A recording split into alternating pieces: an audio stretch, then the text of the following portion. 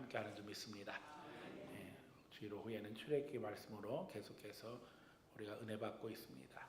이스라엘 백성들이 시내산에 모여서 말씀을 들을 때 주님께서 이제 성소를 준비하게 하심으로 예배에 대해 분명하고 확실하게 가르치시는 걸 보게 되어집니다. 오늘 우리가 읽은 본문 말씀은 언약궤, 또 진설병산, 상 등대 이런 것들을 우리가 명령하신 대로 만드는 과정들을 이제 성경을 읽었습니다. 보니까는 재료가 거의 비슷합니다. 그렇죠? 뭘로 만들라고 하셨을까요? 순금, 만두의 뜻이죠. 순금은 감싸는 것이고 그 안에 들어가는 중요한 게 있습니다. 그게 뭐죠? 조각목. 나무가 있고 나무를 감싸므로 말미암아 선물을 만들게 되어져요. 여기 있는 선물들은 다 예수님을 상징합니다. 또 그리고 우리에게 영적 교훈을 주고 있습니다. 그럼에도 불구하고 그 시작은 조각목으로부터 시작이 되어져요. 나무입니다. 우리가 잘 아는 아카시아 나무입니다. 아카시아 나무 우리 잘 알죠? 우리가 생각하면 별로 비싸 보이지 않습니다. 그렇죠? 하지만 특징이 있어요. 잘 자랍니다. 그래서 마구 클 것 같은데 어느 순간 보니까는 그 아카시아 나무가 많이 없어졌어요. 다른 나라에서는 이 아카시아 나무가 별로 이렇게 인기를 얻지 못하는데 한국은 녹화 사업하는 데 많이 사용됐어요. 근데 이 아카시아 나무가 수십 년, 수백 년 살 줄 알았더니 수명을 30년을 넘기지 못한대요. 우리 환경에선 그렇다는 거예요. 그래서 태풍 부리가 다 넘어갔죠. 이유는 뿌리가 든든하지 못해서 그랬다는 거예요. 사실 별 볼 일 없고 그렇게 고급 목재로 취급되지 않습니다. 하지만 아마 여기 성소 안에서 쓰여질 물건을 만들어야 될 때 가장 쉽게 구할 수 있는 나무가 조각목이 아니었을까 하는 생각을 하게 되어져요. 이 조각목은 결국 이스라엘 백성 또 믿는 하나님의 백성의 모습을 상징합니다. 우리가 잘난 게 아닙니다. 우리가 특별한 게 아닙니다. 대단한 게 아닙니다. 그냥 평범하기 그지없고 어쩌면 평범하지 못할지도 모릅니다. 그런데 중요한 것은 하나님이 쓰신다는 거예요. 쓰실 때에 그 조각목 위에 어떤 일을 벌이나요? 전부 순금으로 덮습니다. 덮여지고 난 후에는 조각목의 모습은 보이지 않습니다. 뭐만 보입니까? 순금의 모습만 보입니다. 그래서 오늘 본문에 있는 언약궤나 혹은 진설병상이나 전부 조각목으로 만들었지만 황금으로 덮음으로 말미암아 조각목의 모습은 보이지 않습니다. 오늘 우리는 연약하고 부족하고 모자릅니다. 그러나 하나님의 은혜가 부어지고 믿음이 함께함으로 말미암아 주님의 영광 드러내는 겁니다. 순금이 상징하는 건 뭐겠어요? 결국 하나님의 은혜를 상징하며 우리의 순수한 신앙을 이야기합니다. 조각목이 중요한 게 아니라 그 위에 덮여지는 하나님의 은혜와 간절한 믿음이, 순수한 믿음이 중요한 것입니다. 하나님 앞에 우리가 이런 모습으로 서기를 원합니다. 하나님 우리를 주의 은혜로 덮어주시고 우리를 온전케 하여 주시옵소서. 사실 정금은 너무나도 중요합니다. 온 인류가 다 귀한 보석이라고 생각하고 재물이라고 생각합니다. 사실은 먹을 수도 없고 그렇죠? 입을 수도 없는데도 불구하고 최고의 가치를 두고 있는 이유는 뭐겠어요? 그 순수함입니다. 그래서 다른 어떤 금속과 구별되어지는 특징들이 있고 그것으로 가장 큰 권위와 또 영광을 상징해 왔습니다. 주님은 이 순금을 준비하게 하시고 조각목으로 궤를 짜서 이제 순금으로 그것을 쌓아 안팎으로 다 감싸게 하시고 금태를 두르게 하십니다. 이렇게 해서 이제 이 성소 안에서 쓰여지는 성물들이 만들어지게 되어집니다. 그런데 또 다른 중요한 면이 강조가 되어집니다. 여기 언약궤도 마찬가지고 진설병도 마찬가지고 금태를 만들고 난 후에는 26절에 보면 뭘 만들어 달라고요? 15절에도 기록되어 있습니다. 이제 14절, 15절 뭐를 만들라고요? 태를 두르고 난 뒤에 그 뒤에 뭘 만들어요? 고리를 만들어서 그 고리에 채를 끼우고 움직일 수 있도록 만들라는 겁니다. 뒤에 있는 등잔 때도 마찬가지입니다. 모두 다 이동에 용이하도록 움직일 수 있는 모습으로 만들게 되어집니다. 이제 고리에 채를 끼워서 움직일 수 있습니다. 이유는 간단합니다. 이것은 영원한 게 아니기 때문입니다. 이것은 항상 움직일 수 있어야 됩니다. 신앙에 있어서 이 부분은 너무나도 중요합니다. 제가 늘 강조하지만 하나님이 가장 싫어하시는 것 중에 하나가 안주하는 겁니다. 그럼에도 불구하고 인간은 본능적으로 안주하고 싶어 합니다. 하지만 아이들이 안주하기 시작하면 어떤 일이 벌어진 거예요? 아픈 겁니다. 문제가 심각한 겁니다. 아이들은 절대 안주할 수가 없어요. 이유인즉은 왜 안주할 수 없나요? 왜 그럴까요? 그 아이들은 성장하고 있기 때문에 그렇습니다. 그래서 에너지가 넘치는 겁니다. 그 에너지를 써서 움직일 때 그 아이들은 활성화되어지고 그 활성화되어지는 과정 속에서 성장하는 겁니다. 하나님 우리에게 원하시는 것도 마찬가지예요.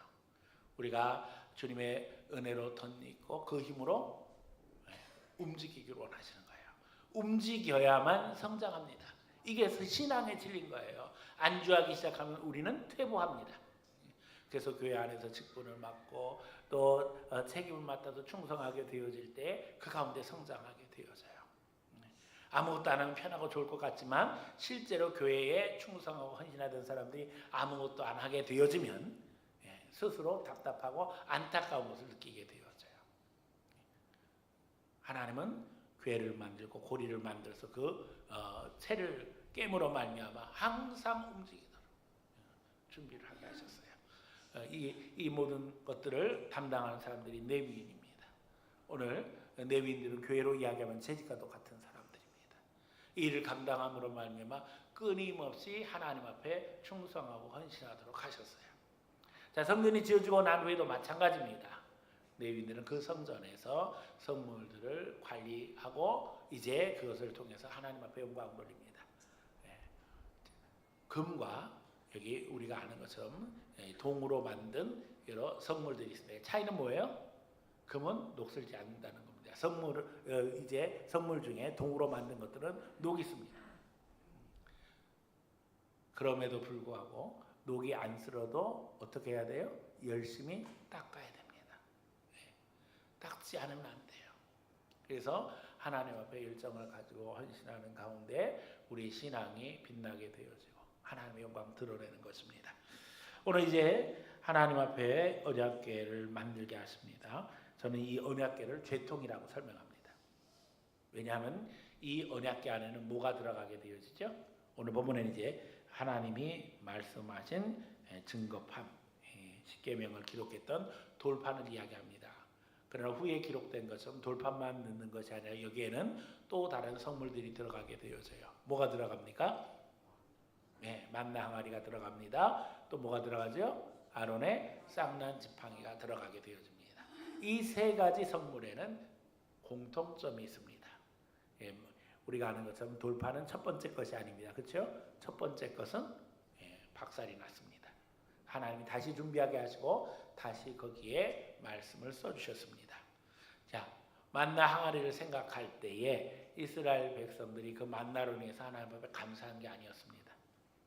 그들이 불평했습니다. 우리가 애굽에 있을 때는 이제 고기도 먹었고 또 거기에 부추 이야기 무슨 마늘 이야기가 나옵니다. 그것도 먹었는데 우리가 이제 광야에 와서 못 먹게 되었다는 거예요. 그때 하나님께서 이제 메추라기를 보내심으로 말미암아 그들이 고기를 먹게 되었어요. 하지만 메추라기가 이 사이에 있을 때 불평했던 자들은 하나님의 진노를 받아 죽임을 당하게 되어집니다. 그래서 만나 사건은 인간의 죄악을 다시 한번 기억하게 하는 사건이에요. 자, 세 번째 아론의 지팡이에 싹이 났습니다. 멀쩡한 지팡이. 죽은 나무입니까? 산 나무입니까? 죽은 나무에 싹 났어요. 죽은 나무가 살아났다는 거예요. 왜 죽은 나무가 살아나야 됐어요? 하나님이 레위 지파 아론의 자손들과 함께 하심을 보여주시기 위한 증거였어요. 왜요? 도전이 왔기 때문에. 하나님이 세우신 리더십에 대한 도전이 있었기 때문에 그것을 통해서 하나님께서 분명한 하나님의 리더십을 보여주시죠. 그래서 이 세 가지가 다 뭘 상징한다고요? 죄를 상징해요. 하나님은 은혜를 베푸시는데 인간들은 늘 항상 그것을 잊어버리고 자기 마음대로 행동함으로 말미암아 하나님의 권위를 깨트리고 방종하게 행동하죠. 그런데 이게 어디에 들어가 있다고요? 언약궤, 법궤 안에 들어가 있어요. 그래서 제가 그걸 뭐라고 부른다고요? 죄통인 거예요. 그런데 그게 선물이라는 거예요. 하나님이 언약궤를 만들라고 하시고 그 안에다가 이제 세 가지 선물을 넣게 하시는데 이건 죄통입니다. 그런데 비로소 그 가치는 이 언약궤를 덮고 있는 속죄소에 있는 거예요. 속죄소.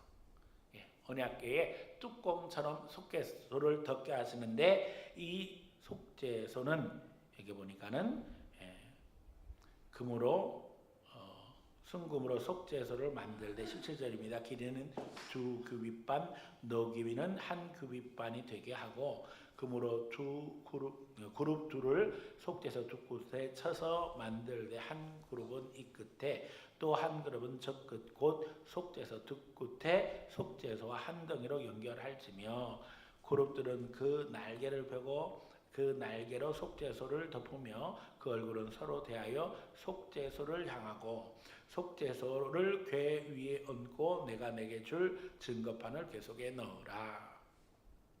자, 속죄소를 만드는데 속죄소에는 하나님의 천사 그룹을 만들어서 세우게 되어집니다. 자, 이 법궤, 제가 죄통이라고 했습니다. 죄통이 하나님의 선물이 될 수 있는 것은 위에 속죄소가 있다고 했어요. 근데 그 속죄소의 아주 중요한 부분으로 천사가 이야기됩니다. 그러나 사실은 천사가 중요한 게 아닙니다. 이 속죄소는 1년에 한 번씩 아주 중요한 역할을 하게 되어져요. 어린 양의 피를 대속죄절에 속죄절에 이 피를 이 속죄판에 뿌리는 겁니다. 네. 그럼 이제 이 속죄판이 이 피로 덮여집니다. 그러면 천사들이 거기를 내려다보고 있는데 밑에는 뭐가 있습니까? 법궤가 있습니다. 법궤에는 뭐가 있다고요? 세 가지 선물. 어떤 의미가 있다고요? 인간의 죄를 상징하는 선물이에요. 인간의 죄를 상징하는 세 가지가 들어있는데 거기에 속죄판이 덮여져 있고 그 속죄판 위에 뭐가 덮여지는 거예요? 보혈이 덮여지는 겁니다. 그래서 은혜의 보혈로 우리를 덮어주세요 하는 의미가 이건 거예요. 죄는 있어요. 지은 죄가 어디로 가는 게 아니에요. 그런데 거기에 뭐가 덮여지는 거예요? 보혈이 덮여짐으로 말미암아 천사들이 속죄소를 내려다 볼 때에 뭐가 보이는 거예요? 보혈, 피가 보이는 거예요. 어린 양의 피.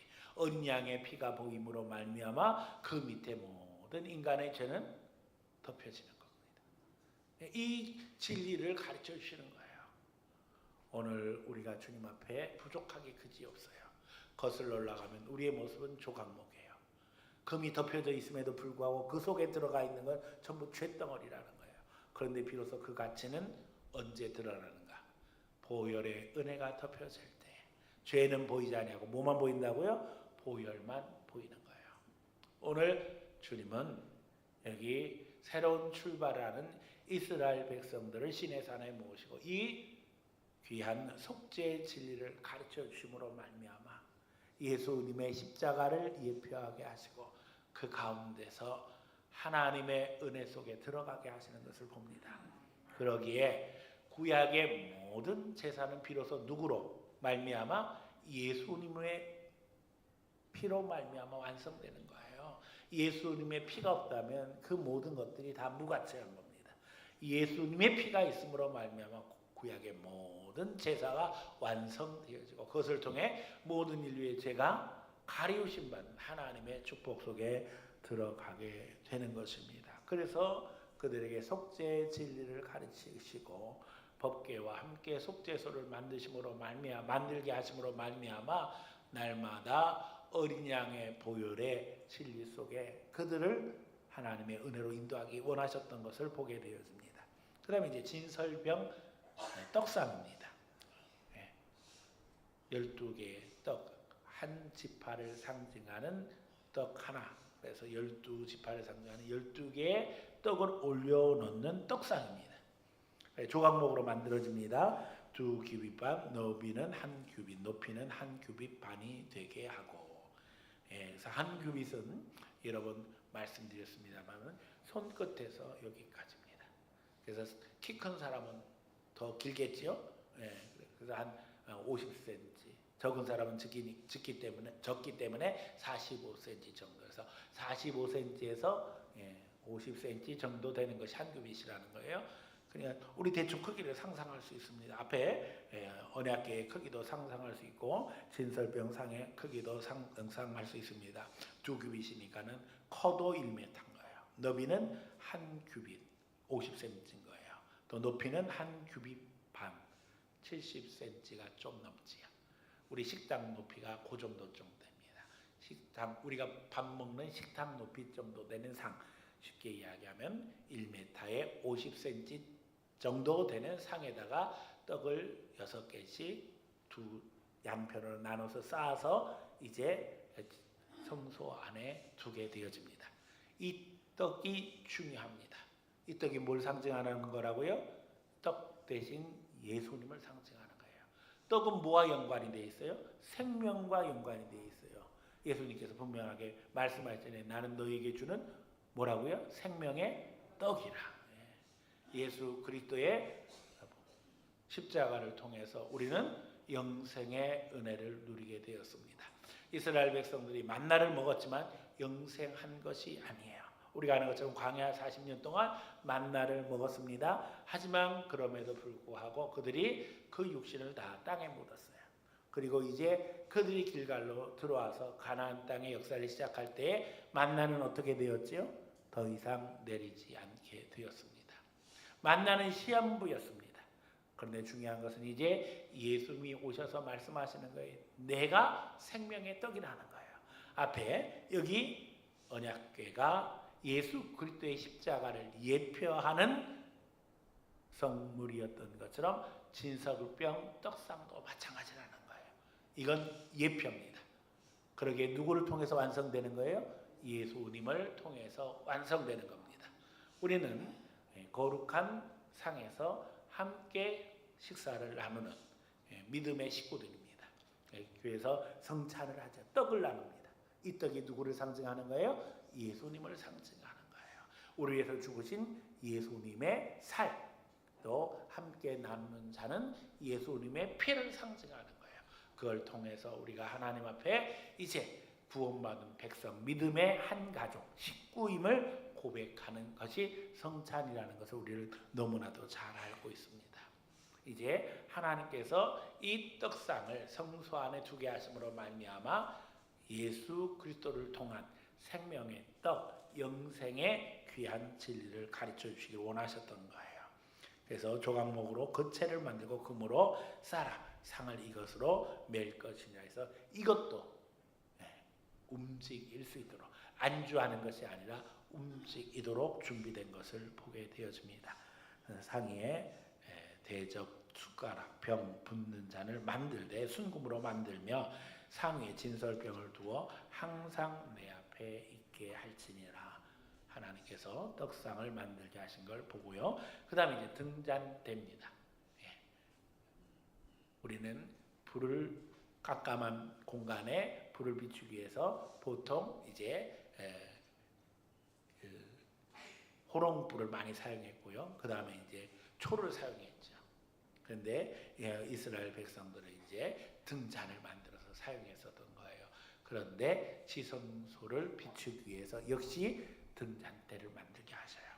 그런데 이 등잔대는 보니까는 그 밑판과 줄기와 잔과 꽃받침과 꽃을 한 덩어리로 연결해서 만들게 하시는 것을 보게 되어집니다. 가지 여섯을 등잔대 곁에서 나오게 하고 다른 세 가지는 이쪽으로 나오고 다른 세 가지는 저쪽으로 나오게 해라. 그래서 7개의 등잔이 거기에 올라가게 되어지고 당연히 그 등잔에는 불이 비춰짐으로 말미암아 성소 안을 비추도록 사명을 감당하게 되는 것을 봅니다. 결국 예수님이 우리에게도 말씀하셨지만 세상에 빛과 소금 되라 하시고 예수님 스스로 빛이 되시면 우리에게 말씀하셨어요. 성소를 밝히는 빛이 바로 이 등잔대의 사명이었어요. 사실 우리가 아는 성전은 창문에 대한 이야기가 없습니다. 그 얘기는 뭐냐면 그 안에 들어가면 빛이 들어왔다는 거예요? 안 들어왔다는 거예요? 안 들어왔습니다. 깜깜한 공간입니다. 그런데 그 깜깜한 공간에 사람들이 움직이려면 빛이 있어야 되잖아요. 실수하지 않으려면. 그래서 등잔대를 세우시고 이 등잔대를 통해서 분명하게 말씀하시는 게 누가 빛이라는 거예요? 예수님이 빛이 되신다는 거예요. 결국 오늘 우리도 예수님 본받아 어두운 세상에서 빛을 비추는 하나님의 자녀가 되기를 원합니다. 결국 빛이 비추어지기 위해서는 우리가 희생해야 됩니다. 마치 기름이 타야만 빛이 비출 수 있는 것처럼 우리 자신을 태워야만 합니다. 그런데 우리는 한계가 너무나도 분명해요. 결국 성경에서 기름은 끊임없이 누구를 이야기해요? 성령님을 이야기하는 겁니다. 결국 성령의 은혜가 우리 가운데 부어져서 희생할 수 있는 것이고 헌신할 수 있는 것이고 그것을 통해 그리스도의 빛을 비출 수 있는 것입니다. 하나님 앞에 사명 감당할 수 있는 성도들이 되기를 축원합니다. 등단제 줄기에는 살구꽃 형상을 기록하게 했어요. 이 살구꽃은 우리가 에레미야서 1장을 통해서 보는 것처럼 지킨다는 의미의 히브리어와 동음을 가진 동음이어입니다. 그래서 이 살구꽃을 생각할 때마다 이스라엘 백성들은 하나님의 말씀을 지킨다라는 그런 의미를 묵상해야 됐어요. 다시 말씀드리면 결국 우리가 빛을 비추는 것은 성령의 은혜가 필요하지만 그 은혜가 빛을 비추려면 우리가 뭘 지켜야 된다고요? 말씀을 지킴으로, 말씀에 순종함으로 하나님의 역사를 이루게 되는 것입니다. 그래서 이제 이 순금으로 만들어진 등대가 불이 켜짐으로 말미암아 이 빛을 비추는 사명을 감당하게 되어집니다. 그리고 앞에서 본 것과 똑같이 불집게, 불똥 그릇도 순금으로 만들게 되어집니다. 보잘것없는 것 같아 보이는 그 부속품들도 다 순금으로 만들므로 말미암아 귀한 가치를 갖게 되어지죠. 교회 안에서의 사역, 교회 안에서 우리가 감당하는 헌신이 이와 같다는 거예요.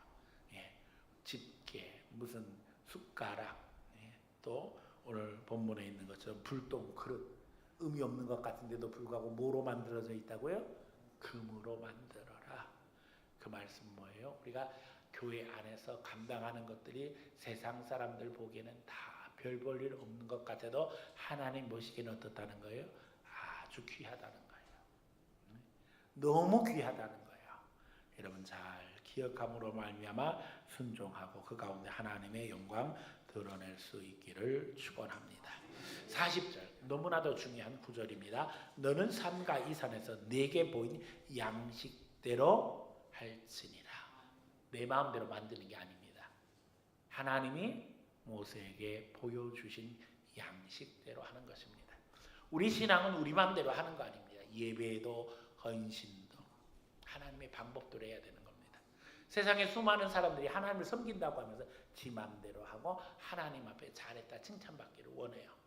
그러나 그건 아닙니다. 우리는 말씀 중심의 신앙생활을 하고 있는 거예요. 그래서 말씀을 통해서 하나님이 원하시는 예배가 무엇인가, 하나님이 원하시는 헌신이 무엇인가 계속 점검하는 가운데 우리 자신을 다듬고 그 틀에 맞춰서 하나님 앞에 영광 돌리고 있다는 걸 기억해야 될 줄로 믿습니다. 그래서 우리의 아이디어도 중요하고 우리의 헌신도 중요하고 또 우리가 하나님 앞에 쓰임 받는 것도 중요하지만 제일 중요한 것은 하나님의 양식, 하나님의 방법대로 해야 된다는 거.